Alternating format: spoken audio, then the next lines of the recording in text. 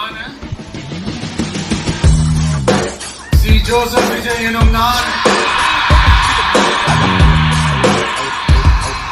உண்மையான நம்பிக்கையும் மாறா பற்றும் கொண்டிருப்பேன் என்றும் இந்திய நாட்டின் ஒப்பில்லாத முழு முதல் ஆட்சியையும் ஒருமையையும் நிலை நிறுத்துவேன் என்றும் தமிழ்நாட்டு அரசின் முதலமைச்சராக உண்மையாகவும் உளச்சான்றின்படியும் என் கடமைகளை நிறைவேற்றுவேன் என்றும் அரசியல் அமைப்பிற்கும் சட்டத்திற்கும் இணங்க அச்சமும் ஒருதலை சார்பும் இன்றி விருப்பு வெறுப்பை விலக்கி பலதரப்பட்ட மக்கள் அனைவருக்கும் நேர்மையானதை செய்வேன் என்றும் ஆண்டவன் மீது ஆணையிட்டு உறுதிமொழிகிறேன்.